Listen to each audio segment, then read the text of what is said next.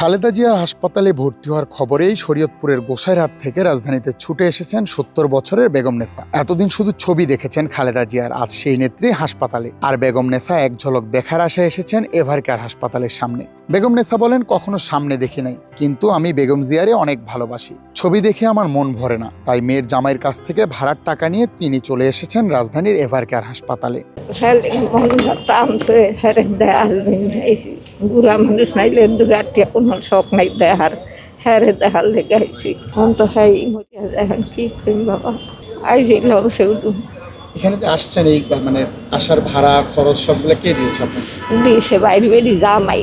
এর আগে কি আসলে এরকম আশা হয়েছিল বেগম খালেদা জিয়া? না না, আমি ডাকা আহি নাই, আমি ডাকা চিনি এই না, এই জীবনও আহি নাই, পোলারও আনে নাই। শুধু খালেদা জিয়া বাবা খালি পোলা করে জিগেছি, হ্যাঁ কেমন আমি একটু দেখুন, আপনি জান মুড়ি আপনি কি দেখতে দেন? সে বাইরে জামাই দেখেছি, হ্যাঁ আনছে বাড়া বুড়া দিয়ে। সরাসরি কখনো দেখেছেন খালেদা জিয়াকে কোনো সমাবেশে?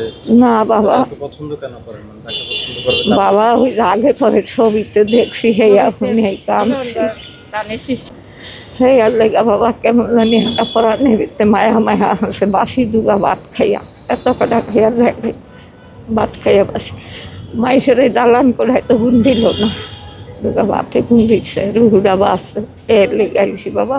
গত কয়েকদিন ধরে খালেদা জিয়ার শারীরিক অবস্থার অবনতি হওয়ার খবরে সাধারণ মানুষের মনেও সৃষ্টি হয়েছে উদ্বেগ। দূরের গ্রাম থেকে যারা ছুটে এসেছেন তাদের প্রত্যাশা একটাই, নেত্রী সুস্থ হন, আবার ফিরুন রাজনীতির মাঠে। তুমি হারে হায়াত দরজ করা হয় বাসিয়া তো, হ্যাঁ আবার একটু রাজনীতি করিয়া যাও, খেয়ে লেগে আইছি বাবা।